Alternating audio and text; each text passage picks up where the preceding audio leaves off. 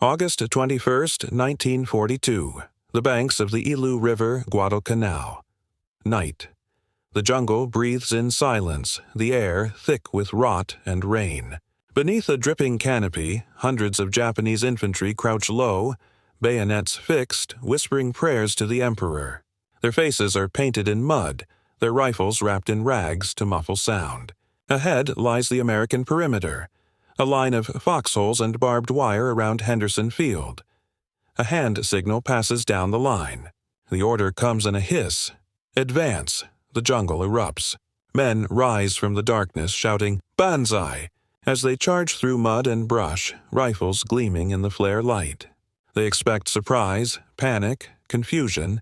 Instead, flares burst overhead, white daylight tearing open the night.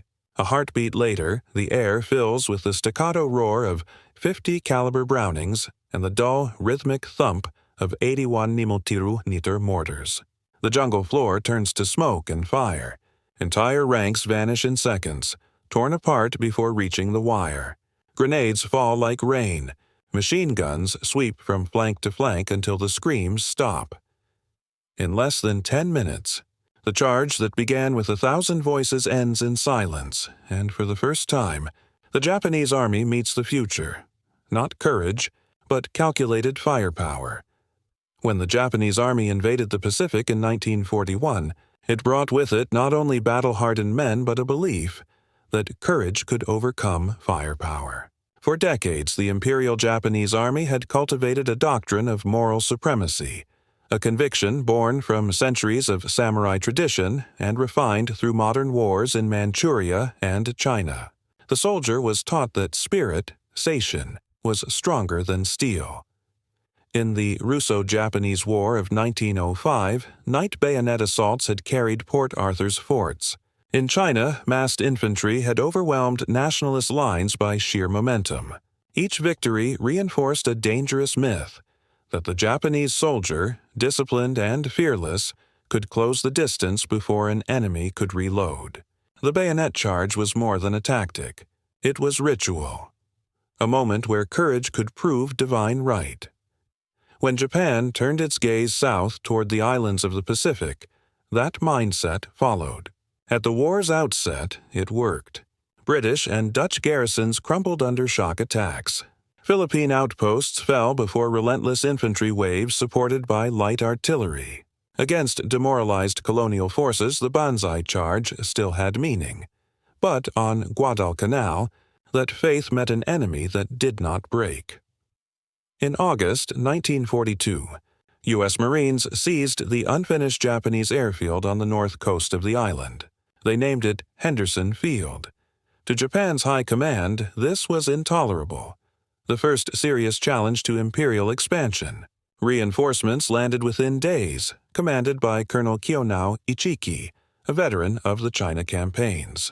His men were elite, nearly 900 from the 28th Infantry Regiment, armed with Arisaka rifles, light machine guns, and bayonets polished to mirror shine. They had been told the enemy numbered only a few hundred. At dawn on August 21st, Ichiki's force attacked the marine perimeter along the Ilu River, later misnamed the Tanaru. They advanced in perfect discipline, line after line moving through the surf, shouting, "Banzai!" into the night. The first wave reached the barbed wire and vanished. The Americans were waiting with interlocking machine gun fields, pre-sighted 81 mm mortar tubes, and belt-fed 50 caliber Brownings positioned along the sand. The result was annihilation. The Browning M2 50 caliber was more than a machine gun.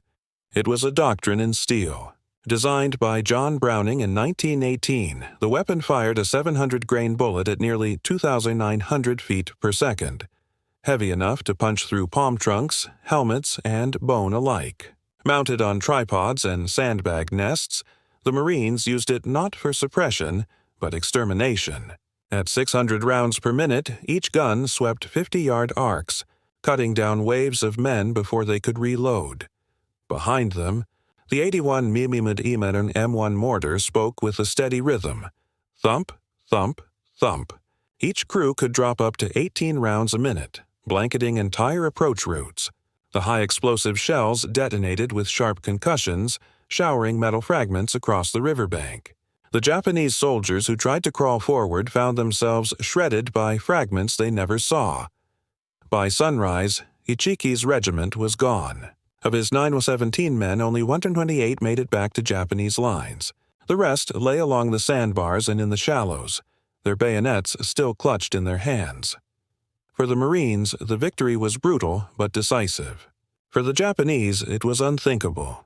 An entire elite battalion, destroyed in hours, not by superior numbers but by the precise, methodical application of mortars and heavy machine guns. And yet, even after Guadalcanal, Tokyo refused to abandon the charge. Officers called it an isolated failure, blaming faulty reconnaissance, not flawed doctrine. The myth of spirit over steel endured, carried forward to Tarawa, Peleliu, and Saipan, where it would meet the same fate again and again under the same merciless rhythm of American fire. The Pacific was becoming a testing ground. Courage versus calculation, and on every island the outcome would be the same. The Tanaru was only the beginning. In the months that followed, the Japanese army kept returning to the same idea, that if courage was pure enough, firepower could be outlasted. Across the Pacific, that conviction died one battle at a time. To understand why, one must see how the American defensive machine evolved. In 1942, most Marine and Army infantry units were still learning jungle warfare. Communication was limited, supply chains stretched, and the terrain was brutal. Rain-soaked ridges, tangled canopies, and mud so deep it swallowed boots. Yet the Americans adapted faster than their enemies expected. Central to that adaptation were two tools, the 81 mm mortar and the 50 caliber Browning. Both had existed before the war, but Guadalcanal revealed their potential when combined.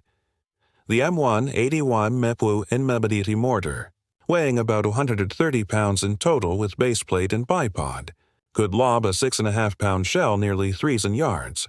It was light enough to move with the infantry, but powerful enough to shatter bunkers and break massed attacks. The weapon's simplicity was its strength. 3 men, a sighting quadrant, and muscle memory. Drop a round, listen for the thud, adjust elevation by degrees. The crews learned to fire by sound, counting the rhythm between drops, letting instinct take over. In darkness or rain, they could maintain a perfect barrage without ever seeing the target. Beside them, the Browning M2 50 caliber machine gun became the heartbeat of every Marine perimeter. Its heavy slugs tore through trees, sandbags, and flesh alike. At close range, the impact of a 50 cal could sever limbs, detonate ammunition pouches, or punch through light armor. Mounted on tripods or half-tracks, the M2's water-jacketed barrels glowed red in the night as gunners fired in short, precise bursts to conserve ammo. Its long-range authority and psychological effect were devastating. Even the sound was enough to freeze movement in the jungle. When American lines faced an assault, these two weapons spoke in tandem. The mortars blanketed the approach routes, forcing attackers into the open. The 50 cals waited for them there. The coordination was mathematical. Pre-registered firing tables calculated every likely approach. By late 1943, most Marine battalions had trained to overlay mortar arcs and machine gun sweeps so that no corridor of approach was uncovered. The Japanese never developed an effective answer. Their light mortars, the 50 mm knee mortar, were excellent for harassment but useless against entrenched positions. Their heaviest support weapons were 70 mm battalion guns and a handful of 37 mm infantry pieces, most of which had to be man-hauled through jungle mud. Against American emplacements reinforced with barbed wire, sandbags, and interlocking fields of fire, they had little chance. But the real gulf wasn't hardware. It was philosophy. Japanese officers still measured success by offensive spirit, not logistics. Soldiers were taught to seek death as proof of loyalty. Survival was secondary. Many charged without artillery preparation or coordination, trusting in speed and terror. In China, against disorganized opponents, it had worked. In the Pacific, it was suicide. By 1943, American positions across the Solomons, at Edson's Ridge, Cape Gloucester, and Bougainville were built around a single principle: make them come, then make them disappear. After the war, Japanese veterans would recall the psychological shock of those nights. One survivor from the 2nd Division wrote, "We charged, shouting, 'Banzai!' but the enemy was not there. Only light and thunder. The ground exploded. I saw men lifted and torn apart by invisible shells." Another described the fire of the 50 calibers. "It was not like bullets. It was a blade that cut through the air. Even so, commanders kept ordering the charges. Pride and ideology demanded them. To retreat was dishonor. To die charging was proof of worth. The Americans, grim but efficient, learned to expect it. They could hear the chants before they saw the faces. They would tighten their grips on the triggers, wait for the flares, and then answer with mathematics. And with every island, the lesson deepened. Courage, no matter how pure, could not survive geometry." By the middle of the Pacific Campaign, the U.S. approach to defense and fire control had evolved into a science. What had begun as improvisation on Guadalcanal became, by 1944, a near-perfect choreography of sightlines, trajectories, and timing. At the heart of this system was the coordination between mortars and machine guns, weapons that complemented each other in both reach and rhythm. To Japanese infantrymen taught to close the distance and fight with the bayonet, it was like charging into an invisible web. American positions were built on math. Before the first shot of any engagement, Marines and soldiers pre-registered their 81 Ninukwat mortar tubes for every likely approach route. Each tube's baseplate was anchored and mapped. Elevation, range, and charge data were calculated in advance and logged on waterproof cards. The moment enemy movement was detected, by trip flares, scouts, or sound, gunners didn't guess. They simply read off numbers and fired. The effect was terrifying precision. Even at night, mortar rounds landed within yards of expected paths. The first volley shattered formations. The second blocked retreat. Few Japanese units ever reached the wire intact. The 50 caliber Browning, meanwhile, formed the fixed spine of these positions. Each gun was assigned a sector of fire that overlapped the next, ensuring continuous coverage. Crossfire zones, deliberately overlapping arcs, created kill funnels where attackers could not escape. American gunners trained to traverse slowly, walking their fire from flank to flank. At 2,900 feet per second, each bullet could travel over 2 miles. At 600 rounds per minute, the sound alone could drown thought. At night, the battlefield became a machine of rhythm and light, flares rising, mortars thumping, machine guns hammering in overlapping cadence. Japanese veterans later described it as iron rain. The Japanese possessed courage. The Americans possessed industry. The difference was logistical gravity, the ability to sustain violence indefinitely. Each mortar platoon carried thousands of rounds stacked in waterproof tins, with additional supply lines feeding from the beachhead. The weapon's simplicity allowed constant operation. A misfire was rare. A barrel change took seconds, and new baseplates could be fabricated in the field. In contrast, Japanese infantry relied on lighter 50mm knee mortars, effective at short range but incapable of area denial. Their heavy weapons were too few and too immobile to respond. When faced with 81mm saturation fire, they had no counter. The Browning M2, likewise, symbolized an industrial scale of warfare the Japanese could not match. Its parts were interchangeable. Barrels and springs arrived in crates. Belts came by the thousands. In every battle zone, from Guadalcanal to Tarawa, armorers could replace worn barrels, assemble new tripods, and have the guns firing again within hours. Japanese infantry, by contrast, depended on the Type 96 light machine gun, reliable but underpowered, and the Type 3 heavy machine gun, which required water cooling and was too heavy for mobile assault. Against the Browning's brute velocity, both were outclassed. To the Japanese, the most demoralizing factor wasn't just the volume of American fire, it was its consistency. The mortars never missed. The machine guns never jammed. The Americans never ran out of ammunition. In Japanese field diaries recovered from Bougainville and Saipan, recurring phrases appear. The fire never stops. The sound continues. It is like the island itself is shooting. To a culture steeped in the romanticism of personal valor, this was soul-crushing. Battles no longer hinged on willpower. They were decided by mathematics, by trajectories plotted on paper hours before the enemy arrived. American platoon leaders turned fire control into doctrine. Patrols would set trip flares at measured intervals. Listening posts reported enemy movement by compass bearing and estimated distance.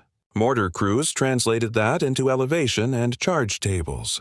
The first illumination rounds were fired not to aim, but to expose, lighting the jungle so machine gunners could pick targets instantly. By 1944, many mortar units could deliver fire for effect within 60 seconds of detection. The average charge that once took minutes to respond now drew instant, coordinated response. Every hill became a pre-planned kill zone, every ravine a mapped grid. Even when the Japanese adapted, attacking at night or through swamp, the rhythm didn't change. The Americans simply adjusted. The sound of a single twig snapping might be followed by a dozen. Mortar tubes firing in unison, U.S. Army. Research after the war estimated that mortars and machine guns accounted for over 2/3 of Japanese combat deaths in the Central and South Pacific campaigns. At Tarawa alone, Marine mortars fired nearly 30,000 rounds in 3 days. At Peleliu, 50 cows on landing craft tore apart counterattacks before they reached the beach. For every Japanese rifleman charging forward, there were hundreds of American rounds already inbound. Unseen, unheard, and inevitable. It wasn't personal bravery that decided those nights, it was preparation, and when courage met calculus, courage died first. For the men who fought in those jungles, the Pacific War wasn't abstract. It was close, physical, and often personal. The ground between opposing lines might be no more than 50 yards.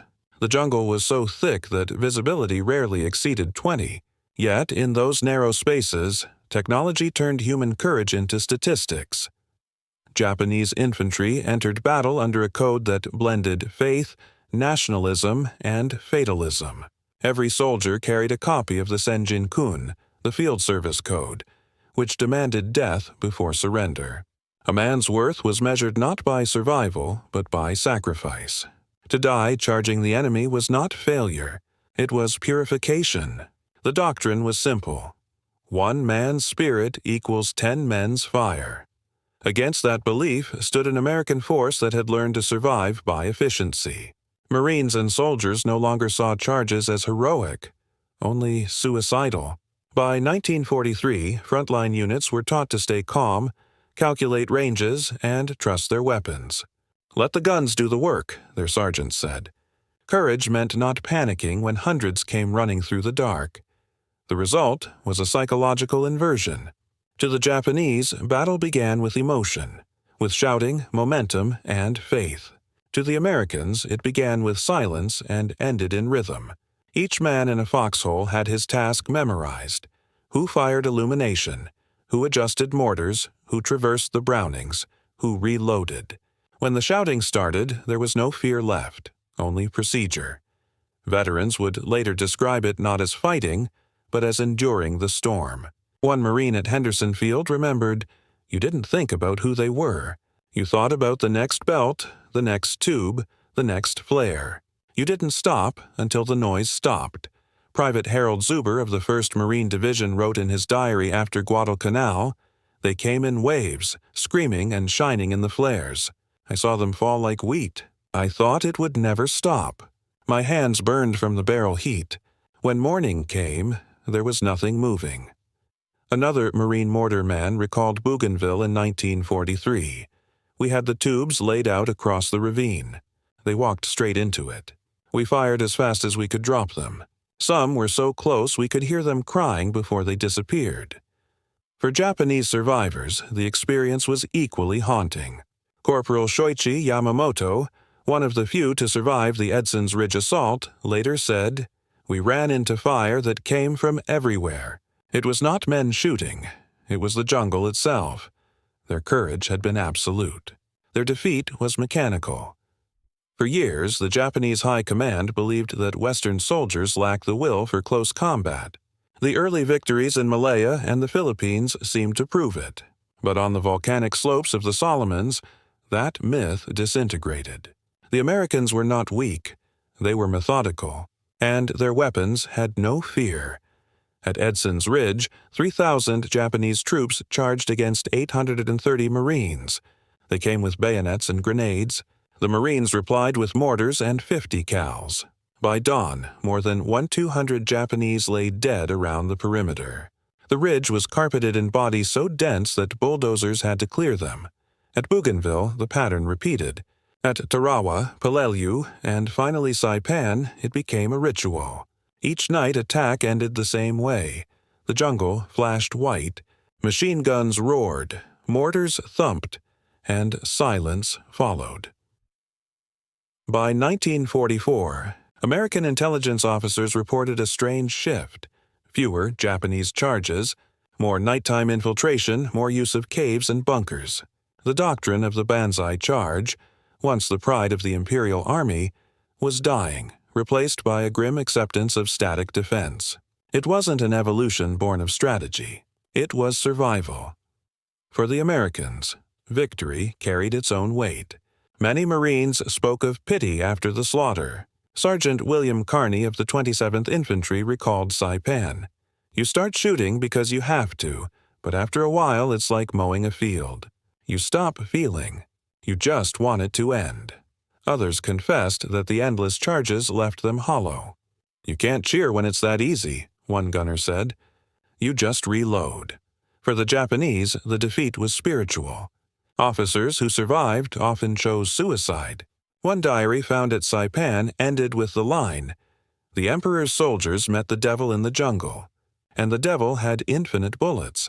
This clash, faith versus firepower, defined the Pacific Theater's emotional landscape. The Americans didn't celebrate those victories. They endured them. The Japanese didn't lose through cowardice. They lost to physics. And the weapons that shaped that truth, the 81mm mortar and the 50 caliber Browning, became the instruments of an age where technology no longer just supported courage. It replaced it. The age of the charge was over. The age of calculation had begun. September 12, 1942, Guadalcanal. The island smelled of mud, mildew, and death. For weeks, U.S. Marines had held the thin defensive line around Henderson Field against constant sniping and probing attacks. The nights were long and sleepless, the kind of darkness where every rustle sounded like an army. The men had learned to live half buried in foxholes, rifles within reach, fingers always on the trigger. That night, the wind shifted.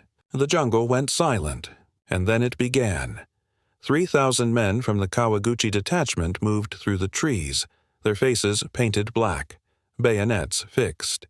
Colonel Kiyonao Kawaguchi, who had replaced Ichiki after the disaster at the Tanaru, believed his men could succeed where others had failed. The Americans were exhausted, he argued, stretched thin and outnumbered. The Japanese would strike in darkness, climb Edson's Ridge, and seize the airfield in one furious night. As the first wave advanced up the slopes, they moved quietly, stepping over their dead from earlier skirmishes. Above them, the Marines of Edson's 1st Raider Battalion and the Paramarines waited. 830 men stretched across a ridge barely 2,000 yards long. They had no fortifications, only foxholes scraped into red clay. Their artillery was too far to help. All they had were their mortars, machine guns, and nerves. At 9:30 p.m., the jungle erupted. Flares arced skyward, turning the ridge into an island of white light amid the darkness. Within seconds, the Marines' 81mm mortars opened up, walking fire down the slope in steady rhythm. The Japanese advanced anyway, shouting "Banzai!" as they charged uphill into the explosions.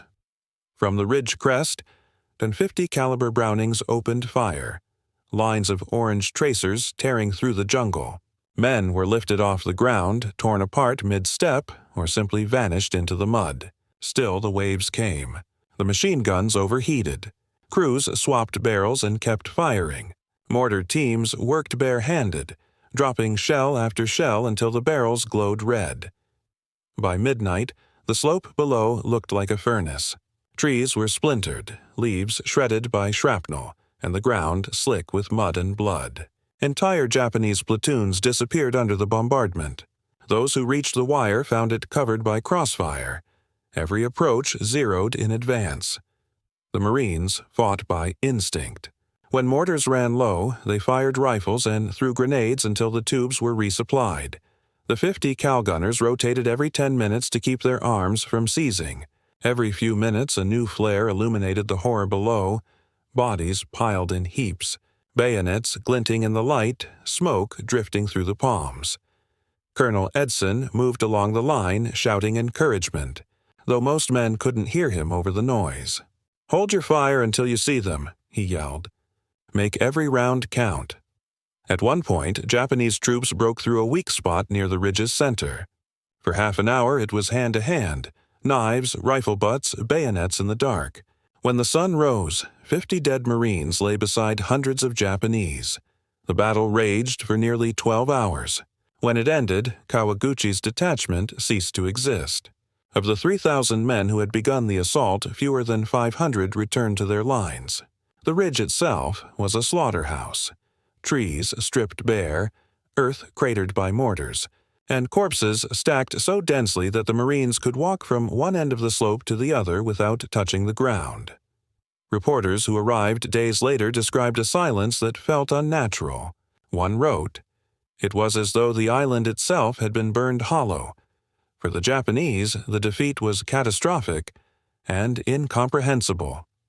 Kawaguchi's men had fought with absolute bravery. They had done everything doctrine demanded: surprise, momentum, spiritual will. Yet they were destroyed in a single night by an enemy that never even counterattacked. For the Americans, Edson's Ridge became legend. It was the moment they realized the balance of power in the Pacific was changing.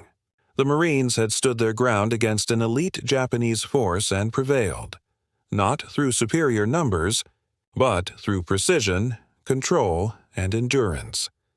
In post-battle reports, the Marines recorded firing over 5,600 mortar rounds and nearly 200,000 machine gun rounds during the fight. Every yard of the slope was charted in fire. When dawn came, the ridge smoked like a dying volcano. The air was heavy with the stench of burned powder and blood. Marines stared down at the carnage in disbelief and pity. "They just kept coming," one said softly. "They never had a chance." That night on Guadalcanal became more than a battle. It was the moment when a centuries-old belief that courage could conquer anything died in the rain. June 1944, Saipan. The island burned beneath the midday sun. For 3 weeks, American Marines and Army troops had fought yard by yard through cane fields, coral ridges, and shattered villages.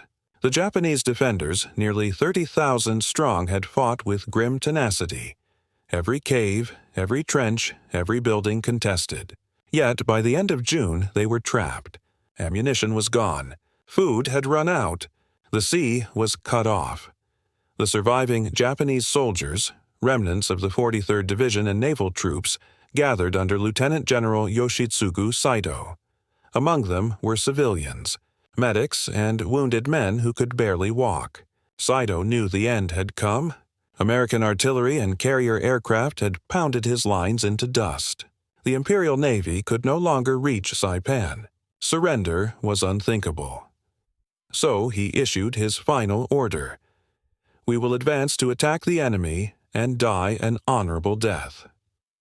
At dawn on July 7th, nearly 4,000 Japanese soldiers, the largest Banzai charge of the Pacific War, formed a line across the hills north of Tanapag. Many had no rifles. Some carried swords, spears, or sticks of dynamite. Medics and walking wounded joined them. Saito's adjutant shouted the emperor's name, and the line began to move. The sound carried through the valley, a human roar rising above the surf and the palm trees. Marines of the 27th Infantry Division heard it first, a low hum that grew into thunder. Seconds later, hundreds of figures appeared through the smoke, screaming and waving banners. The Americans were stunned by the sight. For a moment, they thought it was a retreat. Then the first shots came.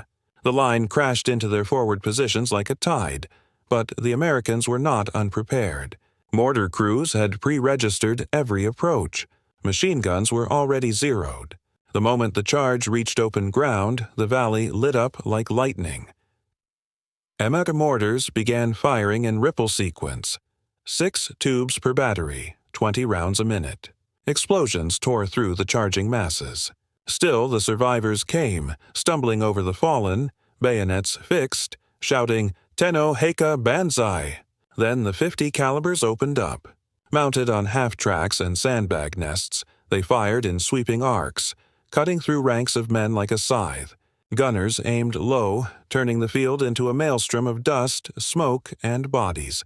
Even when belts ran dry, replacements slapped new ammunition in and kept firing. For 15 minutes, the battle was chaos. Japanese soldiers broke through the first line, overrunning foxholes with bayonets and grenades. Marines fought back with pistols, entrenching tools, even fists. Entire mortar squads were killed before others filled their places. A lieutenant later said, "You could not tell where the front was. It was everywhere." But by 10 a.m., the counterfire had become absolute. Mortar sections shifted to rapid fire mode, their tubes glowing white-hot. The air was a continuous roar, the jungle canopy shredded by blasts. The few Japanese who reached the rear were gunned down by trucks mounting twin Brownings. The ground trembled under the weight of continuous fire. By noon, the attack had ended. When silence finally returned, the Marines stepped out of their holes to a sight beyond comprehension. The valley was carpeted with bodies, thousands of them, stretched as far as the eye could see. Some lay in clusters around machine gun emplacements, others scattered where mortars had landed. One section of the 105th Infantry counted 200 enemy dead within 100 yards of their line. In a single morning, an entire division had ceased to exist. The survivors among the Americans were shaken. Private Robert Coates of the 27th Division later wrote, "It stopped being war for a while. It was just killing. They ran straight into the guns until none were left." General Saito committed suicide that same day. His final message, later recovered from his cave, read, "The fate of the Empire rests on the shoulders of every man here. We die for our emperor." But his army had not died for victory. It had died to prove a principle that no longer belonged in modern war. The Battle of Saipan ended with over 22,000 Japanese dead, including the last great Banzai charge of the war. From that moment forward, Japanese commanders stopped ordering massed infantry assaults. They turned instead to caves, tunnels, and suicide tactics, a desperate acceptance that spirit could no longer conquer steel. For the Americans who witnessed Saipan, it was the ultimate expression of what Guadalcanal had foretold, that the Pacific War had become a conflict not between men, but between eras, one armed with faith, the other with mathematics. The 81mm mortar and the 50 caliber machine gun, once just tools, had become symbols of a new truth. In minutes, they could erase battalions that had spent generations believing courage could defy physics. When the guns finally fell silent on Saipan, the battlefield told the story more clearly than any report ever could. The ground itself looked changed, blackened by explosions, covered in the gray powder of pulverized coral and flesh. American medics moved among the wreckage, but there were few wounded to find. The Japanese charge had not ended in retreat or surrender. It had ended in extinction. That morning marked a turning point not only in the Pacific Campaign but in the entire psychology of modern war. The Japanese army, once convinced that Seishin, the purity of spirit, could overcome any weapon had met the full weight of industrial precision. And it had broken. After Saipan, no Japanese commander would again order a massed banzai assault in open terrain. The lesson had been learned in blood. Courage, no matter how boundless, could not cross open ground faster than a mortar's flight time. From that point onward, Japan's defense shifted underground, into bunkers, tunnels, and caves where artillery could not see. The suicidal fury that once powered frontal assaults now turned inward, reborn as the kamikaze. American field reports following Saipan reflected a mix of awe, exhaustion, and disbelief. Lieutenant Colonel William O'Brien of the 105th Infantry, who died fighting in the charge, was posthumously awarded the Medal of Honor. His last words to his men were recorded as, "Don't let them through." They didn't. Behind the courage and chaos, the numbers told a colder truth. In one night at Edson's Ridge, 830 Marines had killed more than 200 attackers. At Saipan, 4,000 Japanese soldiers had perished in under an hour. Across the Pacific, casualty ratios reached 10 to 1, a figure unseen in modern warfare. The simple equation of the 81mm mortar and the 50 caliber Browning had rewritten the cost of offense. American analysts began to quantify what they were witnessing. Reports from the Army's Operations Research Section noted that mortars accounted for nearly half of all Japanese combat deaths in late-war island battles. The rest came from machine gun fire and artillery. Rifle fire, once the measure of a soldier's skill, was a statistical footnote.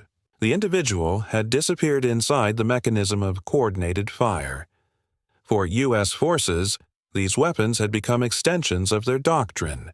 Infantry companies carried integrated mortar platoons. Every defensive perimeter was drawn first in arcs of fire, then in lines on a map. The experience of Guadalcanal and Saipan hardened into military geometry. Future attacks on Peleliu, Iwo Jima, and Okinawa would follow that same blueprint. Math as method, discipline as defense. For the Japanese, the shift was existential. Survivors who retreated to new islands spoke of the walls of thunder that no man could cross. Diaries recovered from the caves of Tinian and Guam told of soldiers digging deeper, determined never again to charge across open ground. One officer wrote, "The Americans do not fight men. They fight with machines that never sleep." When the Imperial General Staff reviewed the Saipan disaster, the conclusion was reluctant but inevitable.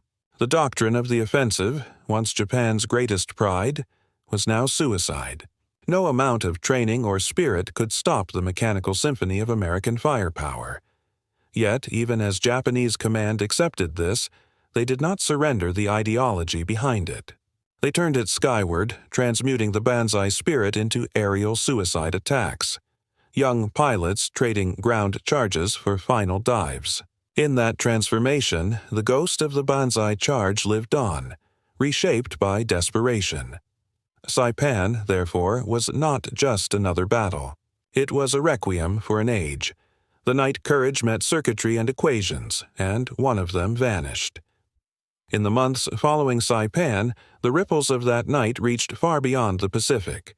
Intelligence officers in Tokyo read the reports with disbelief. Even as they censored the scale of the loss from the public, senior generals understood what it meant.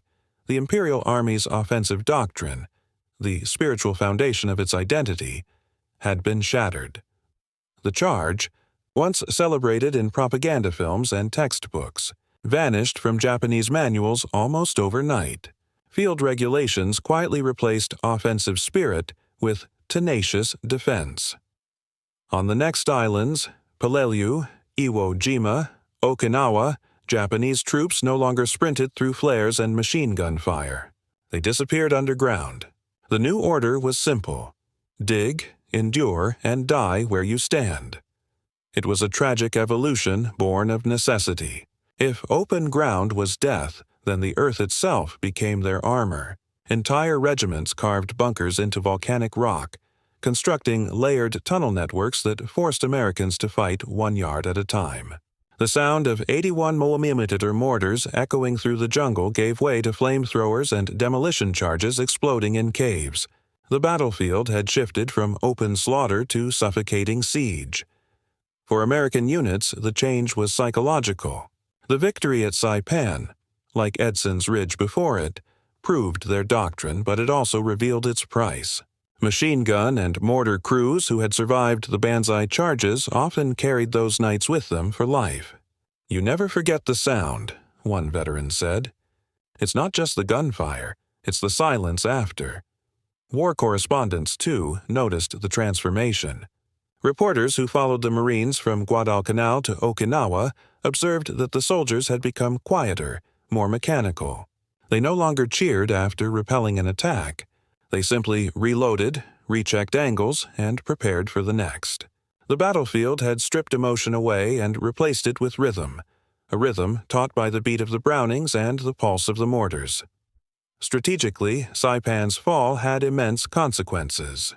It gave the United States a base within 1,500 miles of Tokyo, placing Japan within reach of B-29 bombers.